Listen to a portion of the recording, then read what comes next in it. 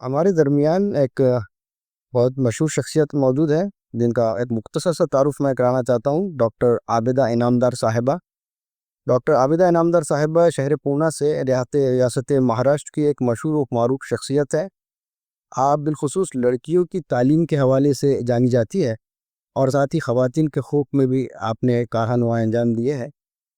Abida Inamdar junior और senior college for girls क़ायम करने में आपकी अनथक मेहनत और जिद्दत शामिल रही है और साथ में ख़तीर रक़म भी आपने उसको डोनेट की है। इस कॉलेज में तकरीबन 10,000 के करीब तालिबात जो है वो तालीम हासिल कर रही है। ये पूना के एक मशहूर और मारूफ इदारे में शुमार होता है कि आज़म कैंपस में ये कॉलेज वाक़ है। आप पूना यूनिवर्सिटी की जो है सीनेट मेंबर भी रह चुकी है और हाल में स्वामी रामानंद तीर्थ मराठवाड़ा यूनिवर्सिटी की सीनेट मेंबर है। साथ ही आप डेक्कन मुस्लिम इंस्टीट्यूट एंड रिसर्च सेंटर की सदर है और महाराष्ट्र कॉस्मोपॉलिटन एजुकेशन सोसाइटी की नायब सदर के फ़राइज़ भी अंजाम दे रही है। इसके साथ एक तवील फहरिस्त है कि मुख्तलिफ ट्रस्ट्स और वीमेन एसोसिएशंस और जो वीमेन लिबरेशन एसोसिएशंस जो है इसकी आप मेंबर रह चुकी है। आप हमारे दरमियान मौजूद है, इस मुनासिबत से मैं आपसे दरख्वास्त करता हूँ कि वो एजुकेशन और तालीम और उसके बदलते रोल के मुतालिक अपने ख़यालात का इजहार करे। और डॉक्टर आबिदा इनामदार साहिबा। अस्सलाम वालेकुम। ऑर्गेनाइजर्स का मैं शुक्रिया अदा करती हूँ कि उन्होंने इस इम्पॉर्टेंट टॉपिक एजुकेशन लीडरशिप पर उन्होंने प्रोग्राम रखा है और मुझे बुलाने के लिए बहुत बहुत मैं मशकूर ममनून हूँ। मुझे लगता है कि ऑडियंस में मैनेजमेंट के लोग भी होंगे, प्रिंसिपल्स भी होंगे और टीचर्स भी हों। तो तालीम की अहमियत, क्योंकि मुझसे पहले भी लोगों ने बात की है, तो तालीम की अहमियत पर उन्होंने जोर डाला होगा, रोशनी डाली होगी। इस्लाम में पहली जो सूरत आई, सूरह अलक की इक़रा से बात होती है, तो ये एजुकेशन की बात होती है और उस पर मुझे लगता है कि काफ़ी लोगों ने कुछ कहा होगा, ये इससे पहले पता लगा। मैं जिस बात पर बात करना चाहती हूँ ये है कि इस जो एजुकेशन लीडरशिप है, एजुकेशन लीडरशिप यानी अगर आप मैनेजमेंट में हैं, अगर आप प्रिंसिपल हैं या आप वहाँ के ट्रस्टी हैं, तो चंद बातें मैं कहना चाहती हूँ, क्योंकि पिछले अल्हम्दुलिल्लाह और अल्लाह के फजल करम से पिछले 40 साल से हम काम कर, जब आज़म कैंपस को हमने टेक ओवर किया था इलेक्शन के तहत, जहाँ 1600 मेंबर्स हैं, और इलेक्शन में हम जब आए थे तो इनामदार साहब और हमारी टीम और वो हमने उनको टेक ओवर किया था, तो 2 प्राइमरी स्कूल और 2 सेकेंडरी स्कूल थे। आज वहाँ अल्हम्दुलिल्लाह 42 इंस्टीट्यूट्स है, 12 प्रोफेशनल कॉलेजेस हैं। जब लिया था तो 2600 बच्चे थे, आज 33,000 उससे स्टूडेंट्स हैं। 1200 लड़कियां हॉस्टल में रहती है, 750 लड़के हॉस्टल में रहते हैं। और उसका पूरा जो हमने मास्टर प्लान 98 में तैयार किया था, उसमें 5 एकड़ स्पोर्ट्स के लिए हमने उसको रिजर्व रखा था और बाकी के एरिया वहाँ बिल्डिंग्स वगैरह बनाए। और जितने इंस्टीट्यूट हमने खोले, उसके जितने काउंसिल या जितने रूल्स रेगुलेशन है वो पहले हमने उसकी स्टडी की, जैसे dental council of India, bar council of India, pharmacy council of India. तो और उनके रूल्स रेगुलेशन पढ़ने के बाद बिल्डिंग का कंस्ट्रक्शन किया, उस लिहाज से उसका इक्विपमेंट, फाइनेंस और एचआर यानी जिसका कि ह्यूमन रिसोर्स करते हैं, अपॉइंटमेंट ऑफ स्टाफ, और इस लिहाज से हम उसके एडमिशन ऑन मेरिट हर चीज़ें हम करते चले गए और अल्हम्दुलिल्लाह हर साल एक इंस्टीट्यूट हम कायम करते चले गए। तो पूरा साल सितंबर से हम शुरू करते थे, फिर जून तक एडमिशन, फिर next September in next college, और इस तरह हम करते गए। तो वक्त का सही इस्तेमाल, जो रूल्स रेगुलेशन है उसकी स्टडी, जो अथॉरिटीज़ है उसके साथ कोऑर्डिनेशन, और बाकी जो हमें काम करना है उसके लिए भी हम पूरी तैयारी से करते थे। तो उसी का एक समरी, एक सार जिसको कहते हैं मराठी में, वो लिहाज से मैं आपको कहूँगी। तो सबसे पहले मैं चाहती हूँ कि कॉन्स्टिट्यूशन ऑफ इंडिया ये हर एक के लिए, we all are citizens, constitution of India हम सबको अप्लीकेबल है। और कॉन्स्टिट्यूशन ऑफ इंडिया में पार्ट 3 जो फंडामेंटल राइट्स हैं, उसके अंदर आर्टिकल 30 ब्रैकेट 1 इसके अंदर माइनॉरिटीज के राइट्स दिए हैं। Minorities means they are religious minorities and also linguistic minorities. अब उसकी डिटेल्स में मैं नहीं जाऊंगी कि कौन कौन से ये है, लेकिन जो हम मुस्लिम्स आते हैं वो रिलीजियस भी है और लिंग्विस्टिक माइनॉरिटीज भी है। दोनों की डेफिनेशन सेम है, दोनों को सेम राइट्स है। और वो आर्टिकल कहता है कि all minorities they shall have the right to establish and to administer an educational institution of their choice. तो to establish and to administer, और उस लिहाज से कई जजमेंट्स जो 1950 से केरला एजुकेशन बिल से जो शुरू हुए थे, वैसे तो गवर्नमेंट ऑफ महाराष्ट्र ने पिछले 23 दिसंबर में और कमिश्नर ऑफ एजुकेशन उन्होंने हमसे मुझसे रिक्वेस्ट किया और हमने ये तमाम जो जजमेंट्स हैं जो 1950 से 2022 तक के जजमेंट्स मैंने जमा किए, जो हमने ये बुक हमने छापी है और इसी का पूरा कॉस्ट और इसका इनॉग्रेशन इजरा जिसको कहते हैं, ये मिनिस्टर ऑफ स्कूल एजुकेशन जिनकी अथॉरिटी है कि school, primary school, secondary school and junior college जब तक के लिए यानी वो लेवल तक के लिए इसके गाइडलाइंस है, मार्गदर्शक पुस्तिका जो पूरे महाराष्ट्र के लिए और तमाम एजुकेशन ऑफिसर्स को ये सर्कुलेट हुए हैं बुक्स।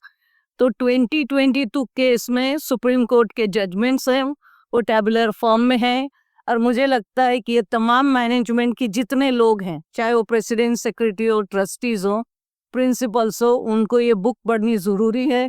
इसमें हमने तमाम जीआर की भी कॉपीज, जितने गवर्नमेंट के जीआर मीन्स गवर्नमेंट जो रेगुलेशंस आते हैं वो, उसको भी हमने एक जगह जमा किया है क्योंकि ये अक्सर मिलते नहीं है एक जगह, तो वो भी जमा किया है। FAQ इसमें डाला हुआ है और जो भी क्वेश्चन है, for example right to education जो 2009 में आया, whether it is applicable to minority और नॉट, तो इसमें हमने दिया है कि it is not applicable whether it is aided और अनएडेड। और वो एक्ट ही है जो 2012 में अमेंडमेंट हुआ था। तो मैं समझती हूँ कि माइनॉरिटी राइट्स क्या हैं पहले ये आपको मालूम होने चाहिए। What are the rights of minorities under to establish and also to administer, और उसके डिटेल्स भी मैंने दिए हैं। ये जो बुक है मैं 10 कॉपीज सिर्फ लाई हूँ, लेकिन PDF इसका लास्ट यहाँ मैंने दिया हुआ प्रिंट। आप कोई भी कहीं भी आप उसको डाउनलोड कर सकते हैं, प्रिंट आउट निकाल सकते हैं और अपने अपने प्रॉब्लम्स यहाँ से सॉल्व कर सकते हैं। ये आपके इंस्टीट्यूट में होना ज़रूरी है, ये पढ़ना ज़रूरी है और इसकी मालूमात रखना ज़रूरी है। हमारे यहाँ जब इंटरव्यूज़ होते हैं तो इनामदार साहब और मैं हम लोग खुद बैठते हैं उसमें, और जब प्रिंसिपल के इंटरव्यूज़ को हमने पूछा कि do you know what are the minorities rights, they don't. तो ये एक मेरा पहला पॉइंट है। सेकेंड पॉइंट, जो चीज़ आप चला रहे हो, जैसे कि प्राइमरी स्कूल चला रहे हो या सेकेंडरी स्कूल चला रहे हो या जूनियर कॉलेज चला रहे हो या प्रोफेशनल कॉलेज चला रहे हो या यतीम खाने के आप ट्रस्टी है या पब्लिक लाइब्रेरीज के आप ट्रस्टी है, तो उसके एक्ट एंड रूल्स आपको मालूम होने बहुत ज़रूरी, क्योंकि हर एक के अपने एक्ट है, अपने कोड है, और उसकी अगर मालूमात आपको नहीं है तो आपका क्लर्क एजुकेशन ऑफिस में जाता है और उसका क्लर्क जो कहा वो ऑर्डर आप समझते हो, और वो उससे आपकी मिसलीडिंग होता है, मिस इन्फॉर्मेशन होती है, कम्युनिकेशन गैप होता है। मराठी कई लोगों को नहीं आती है, इसलिए भी आपको समझ नहीं आती कि क्या हो रहा है। तो ये एक चीज़ भी मैं समझती हूँ, क्योंकि SS कोड जिसको सेकेंडरी स्कूल कोड कहते हैं उसमें पूरे डिटेल्स दिए हैं कि कितने तरीके के लीव होने चाहिए, कैसे आपका सस्पेंशन क्या होना चाहिए, आपका अगर आपके यहाँ फायर लग गए तो क्या आपकी इमरजेंसी होनी चाहिए, ये सब लिखा हुआ है। मुझे लगता है कि आपके जो यहाँ प्रिंसिपल या टीचर्स बैठे हैं, आपने अगर पढ़ा होगा तो आपको मालूम होने चाहिए, नहीं मालूम है तो आपको बुक आपके पास होनी चाहिए। आपका इंक्रीमेंट कैसे कैलकुलेट होता है, आपके पेंशन कैसे कैलकुलेट होता है, ये तमाम चीज़ें ये एक्ट एंड रूल्स और कोड में लिखा गया है और वो हर एक के पास होना ज़रूरी है। मालूमात की कमी, जैसे रीडर्स आर लीडर्स, तो if you don't read what is applicable to your institute, to applicable to your personal life, how you are going to lead, तो ये हो नहीं सकता। इसके लिए हमेशा आपने वो तमाम चीज़ें अप टू डेट उसकी मालूमात उसकी रखनी चाहिए। तीसरी चीज़ मुझे ऐसे लगता है कि जो इंस्टीट्यूट में आप प्रेसिडेंट हैं, सेक्रेटरी हैं, या आप वो उसको हेड कर रहे हैं या आप मेंबर हैं, तो उसका फोकस क्योंकि मैं पिछले 40 साल से काम कर रही हूँ और मेरे पास बहुत सारे ऐसे प्रॉब्लम्स आते हैं, लोग आते हैं गाइडेंस के लिए। तो जो चीज़ आपको होनी चाहिए, अगर आप स्कूल चला रहे हैं तो it should be student centric, यानी आपका फोकस स्टूडेंट होने चाहिए। अगर आप लाइब्रेरी चला रहे हो तो उसका जो it should be reader centric. अगर यतीम खाना चला रहे हैं तो it should be orphan centric. यानी ये चीज़ आप अगर वो आप सेंट्रिक रखेंगे, वो आपका गोल रहेगा, तो उसके वेलफेयर के लिए, उसके डेवलपमेंट के लिए जो आप पॉलिसीज करेंगे, जो आप एक्शंस लेंगे, उनके लिए करेंगे। अगर आपका फोकस ही कुछ और है, एस्टैब्लिश आपने स्कूल किया है कि मेरे रिश्तेदारों को कहीं सर्विस दिला दूं, कहीं एडेड उसकी पोस्ट कर दे वगैरह वगैरह, मुझे नहीं, मैं किसी पर कुछ उंगली रखना नहीं चाहती, लेकिन मेरे कानों तक बातें आती हैं, तो ये वो नहीं हो। अगर आपका गोल क्लियर है, सही है, तो आप वो इंस्टीट्यूट के बारे में आप सही सोचेंगे, सही डिसीजन लेंगे, सही अगर आप पॉलिसीज बनाएंगे तो एग्जीक्यूशन सही होगा, उसके रिजल्ट भी सही आएंगे। तो ये भी चीज़ें हैं, ये हर चीज़ के लिए पिछले 40 साल से हमने काम किया है और उसमें बहुत कुछ हमने एक्सपीरियंस रखा है। और यहाँ मैं ये भी कहते चलूँ कि जब इंटरव्यूज़ के लिए आप बैठेंगे तो बाकी कुछ ना देखे, सिर्फ मेरिट देखें। आप ये ना देखेंगे वो इस जात पात का है, क्या किस जबान का बोलने वाला है, किस कलर का है, लेकिन बेनिफिशियरीज हमारे बच्चे होने चाहिए। अगर हमारे बच्चे बेनिफिशियरीज हैं तो फिर वो किसी जात पात का है, उसको क्या ये कहा गया है कि आपको एजुकेशन या तालीम या मालूमात अगर हासिल करना है तो आप चीन तक जाएं, ये इन्हें हदीस ऐसे कहते हैं। तो वहाँ क्या, ये तो इस्लामिक थोड़ी जो सुनने के सीखने के लिए कहा गया था।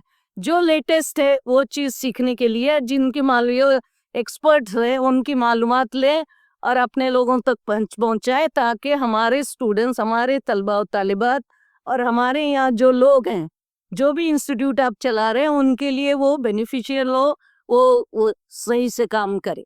ये इसके अलावा जो मैंने ये देखा है कि ये जैसे कि हमारा, यानी इसमें हमारा फोकस क्या होता है कि अपने बच्चे तो इंग्लिश मीडियम में पढ़ें, अच्छी स्कूल में जाएं। हाँ, लेकिन मैं जहाँ प्रेसिडेंट सेक्रेटरी हूँ वहाँ वो ब्लैक बोर्ड से ही वो चलेगा, वहाँ बैठने के लिए बेंच ना भी हो तो चलेगा, या वो उसको सही पीने के लिए पानी नहीं हो, बाथरूम नहीं हो, तो उसकी कोई परवाह नहीं होती है ना, उसकी कोई चीज़ का।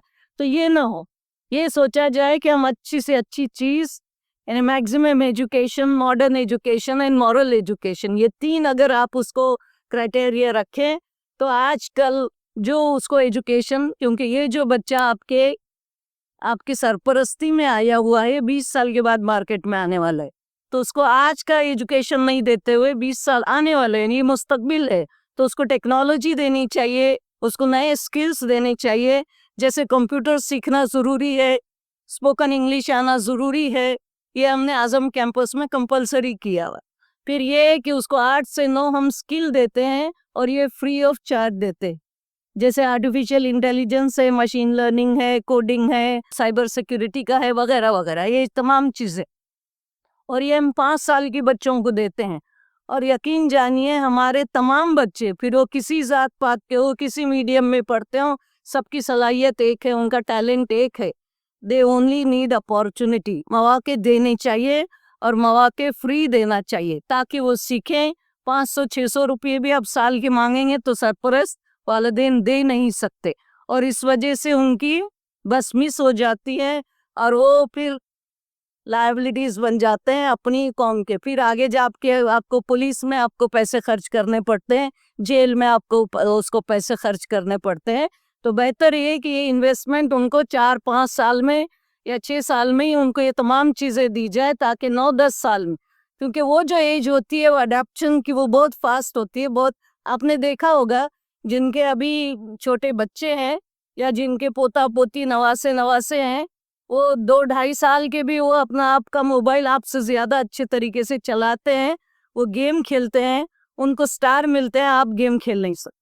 तो ये दे आर टेक्नो सेवी। आजकल जो बच्चे बहुत ही इंटेलिजेंट, बहुत ही टैलेंटेड है, तो उनको अपॉर्चुनिटीज़ देनी चाहिए, और opportunities should be with modern. जो अपने बच्चे के लिए सोच रहे वही आपके स्कूल या आपके इंस्टीट्यूट के बच्चों के लिए, चाहे वो गरीब हो, कोई बात नहीं, तो आपके कोई एक, जैसे अभी कहा गया है कि अडॉप्ट करें, एक 2-4 बच्चों को आप अडॉप्ट करें, आपके अलुमनाइज को आपको बोल दें, आपके और ट्रस्टीज को कह दें, आपके एरिया में जो ज़कात देने के काबिल हैं वैसे लोग कहने को आपको जमा करें, तो ये काम होता है। और अगर आपने बिल्कुल अपने दिल से और उस जज्बे से काम कर रहे हैं तो ये ऐसे इंस्टीट्यूट बहुत आगे बढ़ते हैं और बढ़ाना भी चाहिए।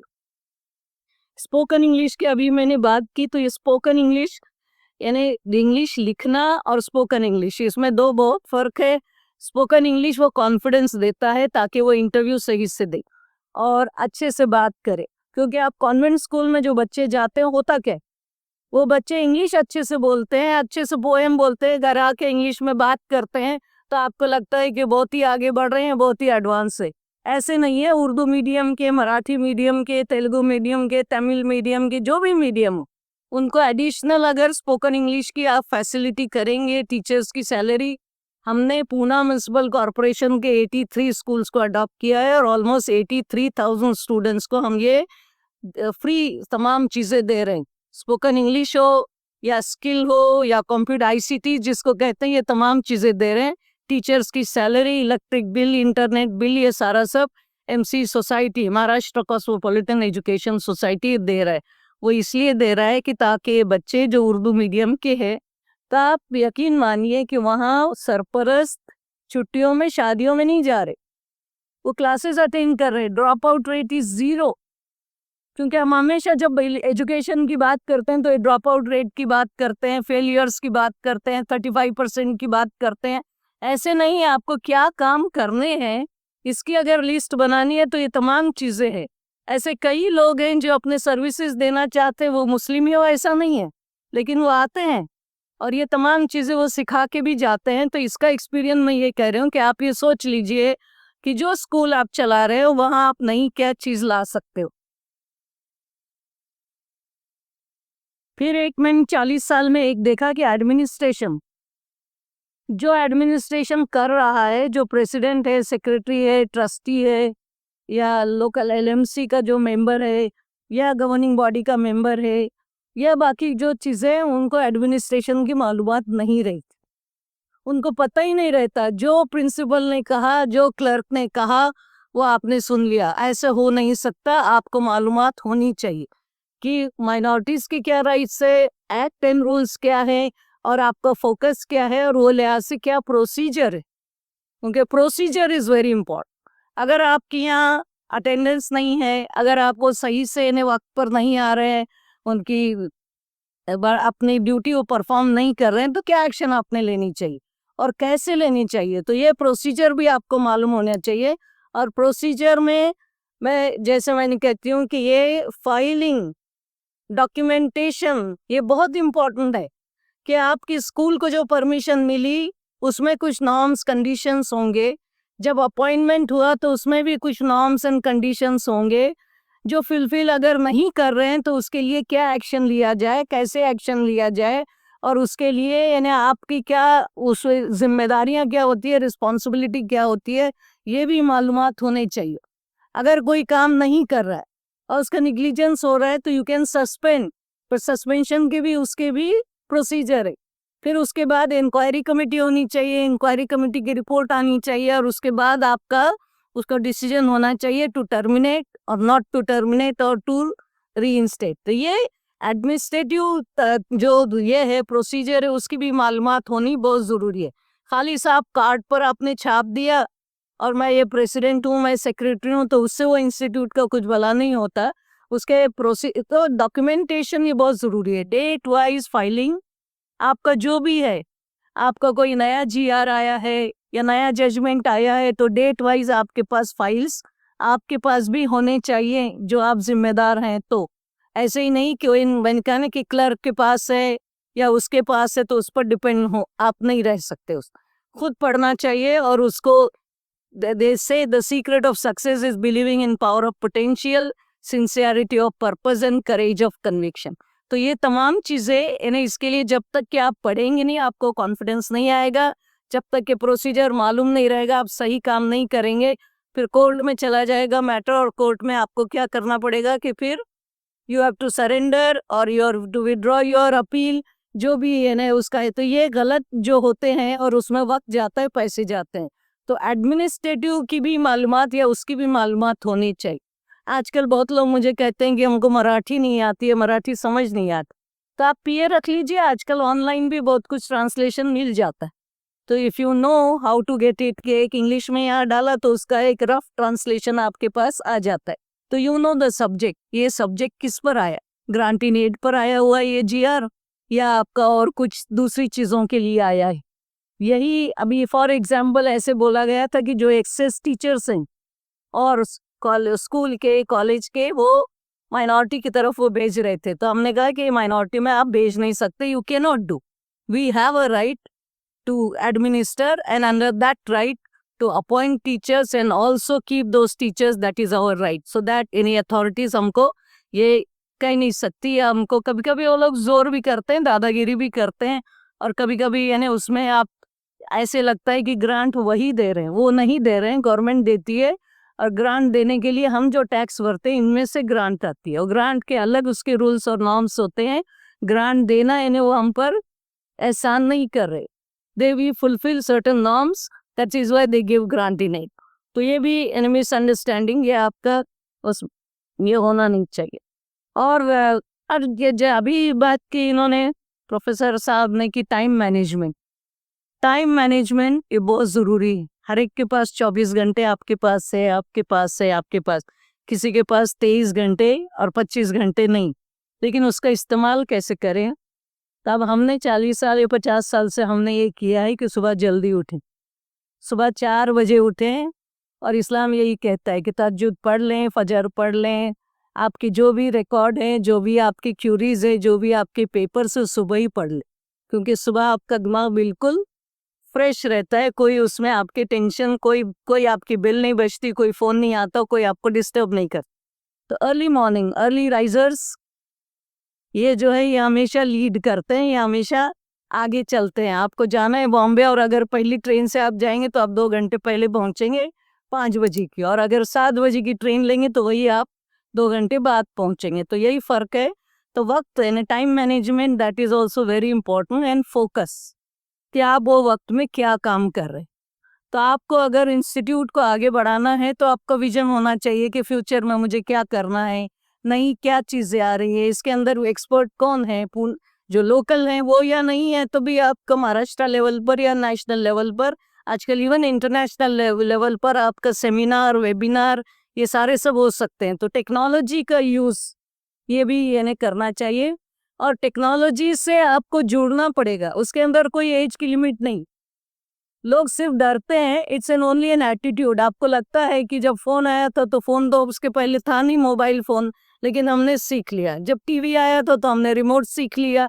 अब अगर एसी लगता है तो उसमें भी हम सीख लेते हैं हाउ टू डू ऑनलाइन, उसको वो ऑन कैसे करें, ऑफ कैसे करें। तो टेक्नोलॉजी सीखना या ये एज में सीखना मैं कैसे सीखा, ऐसे कुछ नहीं होता। अपने पोते से नवासे से भी आप सीख सकते हो, आपके खुद के बच्चों से भी सीख सकते हो, किसी और से भी, है ना। उसमें क्या शर्म की, सीखने में तो कोई उम्र की ये नहीं है, कैद नहीं है। तो सीख लेना चाहिए, क्योंकि टेक्नोलॉजी का बहुत फ़ायदा होता है, और उसकी वजह से आपके बहुत सारी चीज़ें आसान तरीके से वो हो पाते हैं, और अपने काम, आपकी जिम्मेदारी आप अच्छे से कर सकते हैं। और फिर एक मैंने ये देखा हुआ है कि जो काम, जो जिम्मेदारी, जो रिस्पॉन्सिबिलिटी, जो पोजीशन आप ले रहे हो, उसके अंदर आपको कमिटमेंट की बहुत ज़रूरत है, डेडिकेशन की बहुत ज़रूरत है। खाली से ने अपने कार्ड पर रख दिया, ये इधर भी हैं, उधर भी हैं, सब तरफ हैं, लेकिन कहीं नहीं, ऐसा नहीं होनी चाहिए। तो ये कहा जाता है कि सबक पढ़ फिर सदाकत का, अदालत का, शिजात का लिया जाएगा, तो उससे काम दुनिया की इमामत का। हम दुनिया की इमामत का तो बाद में सोचेंगे, जहाँ इंस्टीट्यूट है वहीं की इमामत, वहीं की लीडरशिप के लिए भी आपको ये 3 चीज़ें, ऑनेस्टी इज़ वेरी वेरी, नहीं तो बहुत सारे स्टोरीज, अपॉइंटमेंट में पैसे ले रहे हैं, ये ले रहे हैं, वो उसमें कमीशन ले रहे हैं, वो ऐसी चीज़ें हो रही हैं वगैरह वगैरह। Honesty is very important. अगर ऑनेस्टी अगर आपकी है तो वो इंस्टीट्यूट फिर पीछे रह नहीं सकते। यही चीज़ अगर आपके इसमें, यानी you should be fair enough, transparency होनी चाहिए, डिस्क्रिमिनेशन नहीं होनी चाहिए। ये मेरे गांव वाला है, ये मेरे रिश्ते की है, ये मेरे मोहल्ले की है, वगैरह वगैरह। ये नहीं तो इसी को जस्टिस कहते हैं। Honesty, justice and you should have courage, courage to talk in the meeting, to talk in the forum, to talk boldly कि ये चीज गलत हो रही है तो गलत हो रही। कैसे करूं? मैं तो चाय वगैरह मैं आई मीटिंग के लिए, लेकिन सिर्फ चाय पिया, बिस्किट खाया और चली गई, तो क्या मतलब हुआ मीटिंग अटेंड करने का? कुछ मतलब नहीं हुआ। तो उसके लिए आपको पहले होमवर्क करके जाना पड़ेगा। जो मीटिंग में आप जा रहे, चाहे आप आपकी एलएमसी मीटिंग में जा रहे हो या आपके गवर्नमेंट की मीटिंग में जा रहे हो या आपके national international, you must do homework. और होमवर्क करके फिर वही करें कि पढ़ोगे आप तो आप जानोगे कि उसके अंदर क्या खामियां है, क्या चीज़ें।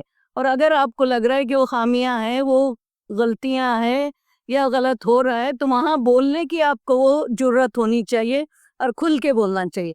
क्योंकि इसके अंदर आपको पर्सनल कोई गेन नहीं, इसमें आपको कोई पर्सनल कोई बेनिफिट उसमें नहीं है। आप इंस्टीट्यूट का भला करना चाहते हैं, आप वो इंस्टीट्यूट में जो पढ़ते हैं, जो मेरे बेनिफिशियरीज है, उसके लिए आप काम कर रहे हैं। मुझे लगता है कि अगर ये चीज़ें हो तो कोई इंस्टीट्यूट, मुझे नहीं लगता कि हमारी कोई स्कूल, बहुत सारे स्कूल ये होते हैं। अभी एक पिंपरी चिंचवड़ की एक स्कूल बंद हो गई, पेपर में आया था, तो मेरे पास कल ही को फाइल आई है, मैं अभी उसको पढ़ूंगी कि क्या वजह है। मैंने पूछा उनको तो कहा कि प्रॉपर्टी टैक्स नहीं भरा है। मैंने कहा जो कॉरपोरेशन में स्कूल है उनको प्रॉपर्टी टैक्स अप्लीकेबल नहीं है, उसका जीआर है। और अगर नहीं मालूम है तो आपको मालूमात हासिल करनी चाहिए। जो ऑर्गेनाइजेशन ऐसे काम कर रहे हैं, जैसे मैं वाइस प्रेसिडेंट हूँ महाराष्ट्र शिक्षण संस्था महामंडल के, तो यहाँ सिर्फ यानी मुस्लिम ही नहीं होते, गैर मुस्लिम भी होते हैं। और वहाँ मराठी मीडियम के भी स्कूल चलाते हैं, प्राइमरी, सेकेंडरी, जूनियर कॉलेज, बाकी प्रोफेशनल। तो वो कुछ अगर ऑर्डर ले आते हैं, जैसे आपका इलेक्ट्रिक बिल है, तो वो आपका कमर्शियल रेट नहीं लगा सकते, they have to put it, उसका बीच का एक रेट उन्होंने दिया हुआ है अभी, नॉट डोमेस्टिक नॉट कमर्शियल, बीच का एक रेट है जो स्कूल को लगता है। तो ये मालूमात होनी चाहिए आपको। अगर मालूमात नहीं है तो मालूमात हासिल करनी चाहिए। हासिल करने के लिए हरकत करनी पड़ती है, हरकत करेंगे तो बरकत होगी। और आपकी भाग दौड़ जो होती है, फिर वही बात कि वो सिंसियरिटी और वो कमिटमेंट, वो डेडिकेशन होगा तो लोग बहुत मदद करते। हमको शिवसेना ने मदद किया, हमको बीजेपी ने मदद किया, हमको आरएसएस के लोग मदद कर रहे हैं।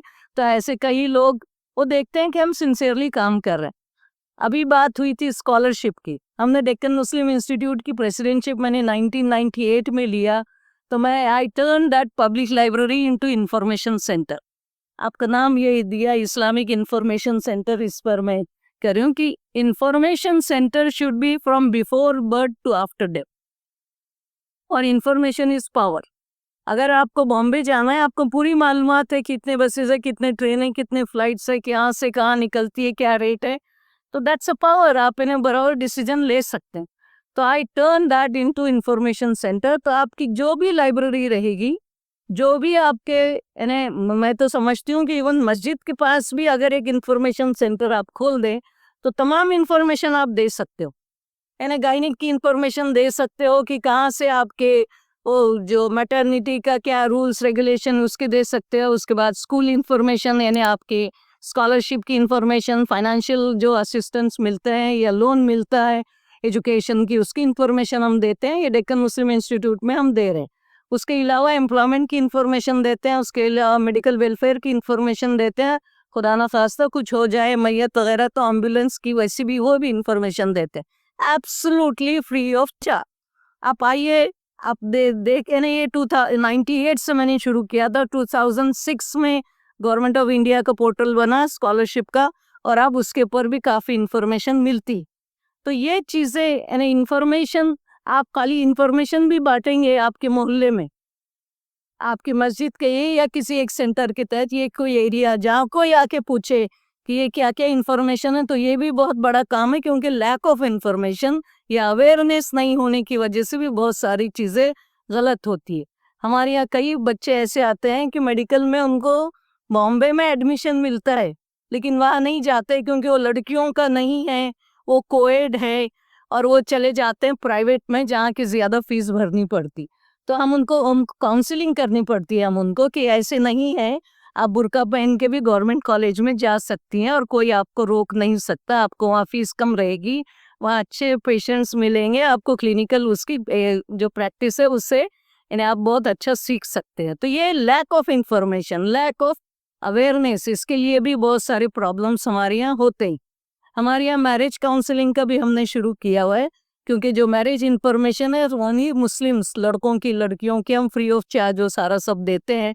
तो बहुत सारे प्रॉब्लम्स है हमारे यहाँ, खुद माशरती जिसको प्रॉब्लम्स कहते हैं, बागवान बागवान को ही ढूंढते हैं, अत्तार अत्तार को ही ढूंढते हैं, और बाकी ये होना चाहिए वो होना चाहिए। तो हमको काउंसलिंग करनी पड़ती है और ये कहना पड़ता है कि तालीम के साथ पहले तरबियत होती थी, आजकल तरबियत कुछ होती नहीं है। उसके लिए भी माँ बाप ने अपनी बच्चियों को और अपने बच्चों को भी वो तैयार करनी चाहिए शादी में कि क्या चीज़ इम्पोर्टेंट है, क्या चीज़ देखना चाहिए, क्या चीज़ के लिए झगड़ा नहीं होना चाहिए। जैसे mobile, that's one of the biggest problem और डिवोर्स एंड ऑल, ये जो प्रॉब्लम्स है। तो डेक्कन मुस्लिम इंस्टीट्यूट वो भी हम काम कर रहे हैं। और स्पोर्ट्स के बारे में मैं कहना चाहती हूँ कि आजम कैंपस में हमने 5 एकड़ ज़मीन स्पोर्ट्स के लिए रखी है सास, और स्पोर्ट्स एकेडमी बनाई है, और वहाँ से स्टेट, नेशनल और इंटरनेशनल, तो इंटरनेशनल पर हमारे 25 गोल्ड मेडलिस्ट हैं, 25, ये इंटरनेशनल लेवल का। तो यही मैं कहती हूँ कि जो चीज़ भी आप हाथ में लें उसको बेहतरीन एक्सीलेंस की तरफ और बेस्ट जो क्या कर सकते हैं उसकी तरफ अगर आप काम करने के गामजन हो जाए तो अल्लाह भी मदद करता है और नियत देखता है कि आपकी क्या नियत है, और नियत अगर अच्छी है तो उसकी भी उसमें रहमत होती है। और अल्हम्दुलिल्लाह आज़म कैंपस से मैं कह सकती हूँ कि जो 40 साल हमने मेहनत की है उसके फल आ रहे हैं, और हमारे जो अलुमनाइज है ऑल ओवर वर्ल्ड ये गए हुए हैं अल्हम्दुलिल्लाह, और वो बहुत अच्छे काम कर रहे हैं। आप कहीं किसी कंट्रीज से अगर मुझे कुछ कांटेक्ट करना हो तो हमारे पास जर्मनी से, कनाडा से, अमेरिका से, यूएई से, ऑस्ट्रेलिया से, इवन रशिया में भी कुछ हमारे बच्चे गए हुए हैं, और वो जो काम कर रहे हैं हमने उसकी अलुमनाइज के एक ये रजिस्टर्ड हमने ये बनाया हुआ है उसका ऑर्गेनाइजेशन, और वो फिर वो बच्चों को 1 या 2 अडॉप्ट करते हैं, उनको स्कॉलरशिप भेजते हैं या उनकी मदद करते हैं। तो ये एक काम जो हम कर रहे हैं, मैं इसलिए बता रही हूँ कि ये आपके यहाँ भी हो सकता है। तो आप इसमें से अगर कुछ क्वेश्चन हो। एक सवाल है कि जैसे जिला परिषद, महानगर पालिका और नगर पालिका के उर्दू स्नेह सौदे में, तो क्या इनको माइनॉरिटी इंस्टीट्यूशन का दर्जा मिल सकता है? क्या हम उसको रजिस्टर कर सकते हैं? क्या हमको ऐसा सर्टिफिकेट मिल सकता है? देखिए, माइनॉरिटी स्टेटस लेने का एक ही तरीका है, और वो है कि उसके वो जो फाउंडर मेंबर्स कौन है। फाउंडर मेंबर्स, अगर आपका ट्रस्ट है XYZ ट्रस्ट, तो उसके फाउंडर मेंबर्स कौन है, तो आपको उस तरीका इसमें दिया हुआ है, वो भी क्वेश्चन है FAQ में डाला हो। ये है कि एजुकेशन ऑफिसर को आपने उसका कॉन्स्टिट्यूशन की कॉपी, यानी आपके जो ट्रस्ट है उसके कॉन्स्टिट्यूशन की कॉपी और फाउंडर्स की लिस्ट। फाउंडर्स में अगर सबसे ज्यादा मेजॉरिटी मुस्लिम है तो it is Muslim minority educational institution. अगर ज्यादा जैन है तो जैन माइनॉरिटी एजुकेशनल इंस्टीट्यूशन। अगर क्रिश्चियन है तो क्रिश्चियन माइनॉरिटी एजुकेशनल इंस्टीट्यूट। पर इंटरप्शन होंगी या सवाल की जिला परिषद की उर्दू मीडियम स्कूल, जिला परिषद की उर्दू मीडियम स्कूल क्योंकि आपने एस्टेब्लिश नहीं किए तो आपको माइनॉरिटी स्टेटस नहीं मिल सकता। सारा वो लिंग्विस्टिक माइनॉरिटी में क्यों नहीं है? नहीं, लिंग्विस्टिक माइनॉरिटीज जो है, देखिए there are 2 minorities, one is religious and one is linguistic. Under article 30(1) of the constitution of India, religious जो है इसके अंदर मुस्लिम आते हैं, क्रिश्चियन आते हैं, जो ये पारसीज आते हैं, जैन आते हैं, बुद्धिस्ट आते हैं, और अभी उन्होंने यहूदियों को और उसको भी ऐड किया हुआ है। ये रिलीजियस है। लेकिन जो लिंग्विस्टिक है, तो लिंग्विस्टिक माइनॉरिटी यानी महाराष्ट्र में अगर कोई गुजरात से आता है, उसकी मदर टंग गुजराती है, मदर टंग मराठी नहीं है, और उसने अगर वो 8-10 ऐसे लोग उन्होंने किसी स्कूल को एस्टेब्लिश किया तो उनको लिंग्विस्टिक माइनॉरिटी का दर्जा मिलेगा, और वो उनको सेम राइट्स है, उनको राइट्स में कोई फर्क नहीं है, दोनों को सेम राइट्स। इसी तरह कर्नाटक से आए हुए लोग अगर महाराष्ट्र में करते हैं, या तमिल से आए हुए लोग अगर महाराष्ट्र में करते हैं, अदर देन मराठी। इसी तरह मराठी स्पीकिंग अगर वो कर्नाटक में जाता है तो लिंग्विस्टिक माइनॉरिटी है, अगर वो तमिलनाडु में जाता है तो लिंग्विस्टिक माइनॉरिटीज है, या आंध्र प्रदेश में जाता है तो लिंग्विस्टिक माइनॉरिटी। तो ये फर्क है, तो उनको लिंग्विस्टिक भी नहीं मिल सकता। अस्सलाम वालेकुम जी, मेरा नाम डॉक्टर फुरकान है। जहन में ये बात थी कि हम लोग जो चैलेंज फेस कर रहे हैं एक एजुकेशन अपनी सोसाइटी के अंदर जनरल सेक्रेटरी, जो प्रॉब्लम हम लोग फेस कर रहे हैं वो ये है कि चूंकि हमने कोई चीज़ देखी नहीं है तो लोगों के लिए डिफिकल्ट हो जाता है कि किसी बड़े विजन को सोचना और उसके बारे में करेज के साथ, जैसे आपने बोला, एक काम करना। तो ये एक बहुत इंपॉर्टेंट ऐसा एक लेटूरा फील होता है, क्योंकि हमारे जो छोटे छोटे मैनेजमेंट लाइक हमारे स्कूल तकरीबन 6,500 बच्चे उसमें पढ़ते हैं, लेकिन दूसरे मेंबर्स के लिए बहुत डिफिकल्ट होता है कि कोई बड़े काम के लिए आगे बढ़कर हिम्मत से कमर फिर बोझ से पैसा कहाँ से आएगा, ये कहाँ से आएगा। तो क्या आपके इसमें कोई ऐसा प्रोविजन है कि जहाँ पर हम हमारे सोसाइटी मेंबर्स को लेके आए, उनको कुछ कभी भी लेके आइए, आपके लिए तो ओपन है ना, हम आगे तो ओपन इनविटेशन है, हर कोई आ सकता है। और इनामदार साहब का मैं यार रिपीट करूंगी कि वो कहते हैं पहले दरगाहों को लोग जाते थे उर्स के लिए, विजिट के लिए, तो आप एजुकेशनल इंस्टीट्यूशन के लिए विजिट के लिए जाएं और स्टडी करें कि वो क्या करते हैं। ऐसे ही नहीं कि हम ही अच्छा काम कर रहे हैं, बहुत लोग अच्छा काम कर रहे हैं। केरला में अच्छा काम हो रहा है, तमिलनाडु में अच्छा काम हो रहा है, और इसमें भी आंध्र प्रदेश वगैरह में भी काम अच्छा हो रहा है। गुजरात के काफ़ी लोग हमारे यहाँ विजिट करते हैं। तो ये यानी तरीका है कि अच्छे इंस्टीट्यूट विजिट करना, वहाँ से सीखना, उसकी कॉपी करना। अगर आपको जैसे हमने बहुत सारे स्कूल को इंटरनेट के लिए या आपके ये जितने स्किल्स हैं उसके लिए हमने फाइनेंशियल हेल्प की है। अगर आप इन्हें उसके नॉर्म्स कुछ रखे हैं हमने, तो अगर फुलफिल करते हैं तो हम फाइनेंशियल असिस्टेंस भी देने के लिए हमारी यहाँ पॉलिसी है। वालेकुम सलाम। मेरा क्वेश्चन ये था कि अभी आपने कहा कि गुजरात से अगर कोई आता है और महाराष्ट्र का स्कूल खोलना चाहता है तो लिंगशिप माइनॉरिटी, महाराष्ट्र की लैंग्वेज मराठी, तो इस ज़िम्मन में जैसा उर्दू उर्दू मीडियम के स्कूल है वो यहाँ पे लिंग्विस्टिक माइनॉरिटी होना चाहिए। वो दोनों है, रिलीजियस भी है और लिंग्विस्टिक भी है। मैंने पहले ही कहा आपको, उर्दू मीडियम स्कूल जो है वो स्टेटस जो है वहाँ का नगर पालिका और जिला परिषद को भी मिला। नहीं, नगर पालिका एस्टेब्लिश किसने किया, उसके फाउंडर मेंबर्स कौन है, ये सुप्रीम कोर्ट का ऑर्डर है। वो तो हो गया। तो ट्रस्ट अगर एस्टेब्लिश किया और उसके फाउंडर मेंबर्स मुस्लिम है या क्रिश्चियन है या जैन है, तो वो माइनॉरिटी वो गिनी जाएगी। ये यहाँ गवर्नमेंट ने एस्टेब्लिश किया, आपने नहीं किया। मैम एक चीज़ ये थी कि कोई भी आइडियल इंस्टीट्यूट स्टेब्लिश करने के लिए funding is most important factor. आपने इस फंडिंग के लिए आपने क्या लाया मदद इख्तियार किया, दिल आपका डाला इतने बड़े। सबसे पहले तो देखिए, जब आप 1988 में आबिदा इनामदार जो जूनियर कॉलेज की परमिशन मिली थी, हमेशा नो ग्रांट बेसिस पर आती। बोला एंग्लो उर्दू गर्ल्स स्कूल थी, उसको परमिशन आई जूनियर कॉलेज की। तो हमने एक ऐड दिया पेपर में कि जो कोई मैक्सिमम डोनेशन देगा उसका नाम हम वो कॉलेज को देंगे। 6 महीने तक किसी ने कुछ नहीं दिया, तो मैंने सोचा जो अल्लाह ने मुझे दिया है वो मैं डोनेट कर दूं। और अल्हम्दुलिल्लाह जो कुछ मेरे पास था, एक 1 पीस ऑफ लैंड था, कुछ गोल्ड था और कुछ पैसे एफडी में थे, क्योंकि मैं कस्टम ऑफिसर थी और वो मैंने रिज़ाइन किया हुआ था।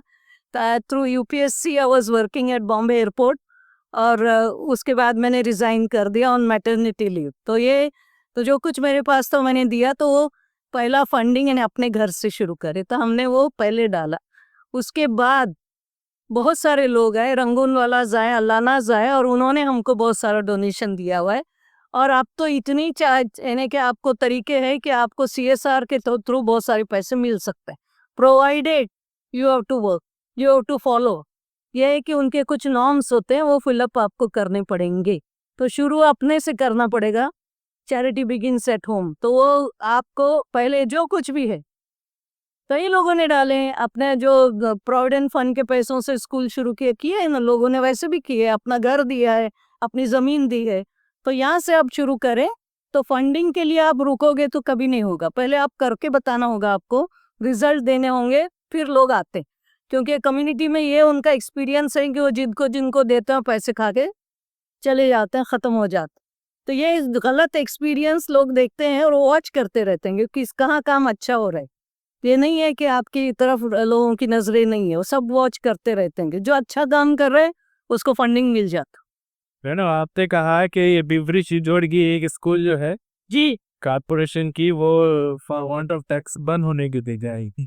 तो ये आपने बताया कि GR इस तरह का है कि कारपोरेशन की स्कूल क्या कारपोरेशन लिमिट्स में रहने वाली, कॉर्पोरेशन लिमिट में रहने वाली स्कूल कोई भी स्कूल जो कारपोरेशन लिमिट्स में है उसको टैक्स नहीं लगा। बिल्कुल नहीं है, उस टैक्स नहीं। दूसरी बात ये थी कि आपके ये प्रोजेक्ट का आपने अभी यहाँ पे जिक्र नहीं किया, you were running virtual computer labs. जी, एक सरोज हमारे औरंगाबाद में किया है, नहीं मैंने कहा ना कि वैसे देखिए जितने मैंने पॉइंट्स कहा बुलेट पॉइंट्स कहा हर एक पे एक एक घंटा करती हूँ वो बाकी है कि हमने अडॉप्ट किए हैं या स्कूल को हमने फाइनेंशियल असिस्टेंट दिया है टेक्निकल असिस्टेंट दिया है और हम यहाँ से मॉनिटर करते हैं। हाँ, ये मॉनिटर आप जो यहाँ से करते हैं वही उसमें सब में खास बात है। तो वो स्कीम अभी चालू है या उसमें और वो स्कीम शुरू है लेकिन इतने एप्लीकेशंस आ रहे हैं कि हमने उसके थोड़े से नॉन स्ट्रिक्ट किए हुए जैसे आपके यहाँ टीचर्स जो है वो ट्रेन होनी चाहिए यंग होनी चाहिए लेस देन 30 ईयर्स मसला तो यही है ना जी। समस्या ये है कि वो आपके पास जो ये इलेक्ट्रिसिटी है इंटरनेट है ये फैसिलिटी आपको होनी चाहिए। तो हम कंप्यूटर्स देंगे इंटरनेट का बाकी देंगे लेकिन हमारा एक्सपीरियंस है मैं नाम नहीं लेना चाहती लेकिन कुछ लोगों ने उसका मिसयूज़ किया और उसका कमर्शियल वो यानी कि ये यूटिलाइजेशन उसका शुरू है जो कि हमारा मकसद नहीं था। हमारा मकसद था गरीब बच्चों को अपने स्कूल के बच्चों को वो फ्री ये स्किल सिखाए या कंप्यूटर सिखाए उसके ऊपर वो कमाई करी है हमारे मुक्सर में। जितनी कंपनीज है मैडम CSR जो निकालती हैं उन्होंने खुद के अपने स्कूल खोल लिए या इसमें कुछ ऐसी एजेंसीज आ गई है मार्केट में जो ये कहती है कि वे हम आपको दिलवा लेंगे जी वेदर दे आर रिलायबल हम तो इस पे इन मतलब धोखा खा चुके। नहीं ये इसमें सब 99% इसमें रिलायबल नहीं है उनका परसेंटेज होता है और वो यानी कि आपको चेक देते हैं और कैश देते ये सारा सब नहीं मुझे पता है हर चीज़ का हमारे पास आते हैं काफ़ी लोग तो ऐसे हम उनको नहीं देते जो डायरेक्ट आते हैं या डायरेक्ट कुछ बेनिफिट्स हमको दे सकते हैं तो वो हम लेते हैं। कोविड में ही हमारे यहाँ मैं इसके MMARC की प्रेसिडेंट हूँ तो कोविड में हमारे हॉस्पिटल में काफ़ी डोनेशन आए इक्विपमेंट्स आए मेडिकल इक्विपमेंट्स आए और वो एब्सोल्युटली फ्री ऑफ चार्ज उन्होंने दी। तो लोग यानी समाज में अच्छे लोग भी हैं और देने वाले कोई मुस्लिम नहीं थे ये जैन और मारवाड़ी व वैसे लोग थे जिन्होंने दिया और सरदार भी हमारे यहाँ उन्होंने दिए हुए। तो बात ये है कि आपको वेरीफाई करना होगा कि कौन सही है कौन गलत। चौथी और आखिरी बात है मेरी आज सर ने जैसा फरमाया कि सेमी इंग्लिश के लिए जो है यही पहला मसला तो यह है हमारा कि जो ओल्ड टीचर्स हैं they are not competent enough to teach English. अब उसके बाद भी आपने उसको रास्ता बताया कि कंपल्सरी है महाराष्ट्र में इंग्लिश कंपल्सरी क्या बोल रहे थे तो उन्होंने कंपल्सरी किया था इस तरह को नहीं आती ना ले नहीं आती है तो अपॉइंटमेंट के उसका अपने तय करना चाहिए था और दूसरा कंपेयर करिए तो ये schedule they with in 3 months they should pass this examination bring the certificate take the examination वही तुमको करीम के लिए भेजिए। जात की बात तो ये है कि महाराष्ट्र में सारे ग्रेजुएशन इंग्लिश मीडियम में अब वो इंग्लिश नहीं पढ़ा सकता 7वीं 8वीं को वैसे टीचर को रखना क्यों चाहिए। इसीलिए तो कहा कि अपॉइंटमेंट जब करते हैं तो आपसे मेरिट देखिए बाकी क्योंकि नहीं मैंने घरा पर्दे के आ रहे से मैंने बोला कि लोगों के और कुछ इंटरेस्ट रहते मेरे गांव वाला मेरे रिश्तेदार मेरे घर वाले वगैरह वो ना देखिए अपॉइंटमेंट में you have to be very strict. मैं इनामदार साहब हम इसीलिए बैठते हैं आज भी इंटरव्यू के लिए कि वहाँ किसी की चिट्ठी नहीं चलती किसी का फोन नहीं चलता किसी की एक कप चाय होगी जो हम चाय पीते हैं दिन भर बैठ के या खाते हैं उसके भी पैसे हम दे रहे। तो ये अगर यही मैंने कहा कि आपको ऑनेस्ट की और वहाँ बताना पड़ता है जब आप काम कर रहे हैं उस वक्त प्रेशर बहुत आता है हमको भी आती है प्रेशर लेकिन वो प्रेशर के अंदर नहीं आती क्योंकि हमारा मकसद है वो बेनिफिशियरीज वो स्टूडेंट्स उनके लिए हमको काम कर ना कि कोई किसी गांव वालों के लिए रिश्तेदारों के लिए या किसी मिनिस्टर के लिए डायरेक्टर के लिए। हमारे पास तो एक बार डायरेक्टर ने हमको फ़ोन किया कि मेरा दामाद है उसको आप ले लीजिए तो हमने क्या दिया टैक्टफुली हमने कहा कि जब इंटरव्यू शुरू है तो आप आइए हमारे साथ ही बैठिए। उसके पहले के 2-3 कैंडिडेट्स थे हमने 2-3 सवाल उससे किए जब उनका दामाद है वही सवाल हमने उनसे किया वो कुछ कह नहीं पाया वो डायरेक्टर ने फिर हमसे कुछ है का ये तरीके है ये यानी अपॉइंटमेंट इज वेरी इंपॉर्टेंट और उस वक्त आप बहुत विजिलेंट रहना चाहिए। मैं बहुत शुक्रगुजार हूँ डॉक्टर आबिदा इनामदार साहिबा का कि उन्होंने अपना कीमती वक्त निकाल के वो यहाँ आई और अपने 40 साल अमली तजुर्बे का निचोड़ हमारे सामने पेश किया। बहुत बेहतरीन रहनुमाई उन्होंने फरमाई। मैं मरकज़ी तालीमी बोर्ड की तरफ से उनका बहुत बहुत शुक्रिया अदा करता हूँ। अल्लाह उनको जज़ाए खैर अता फरमाए।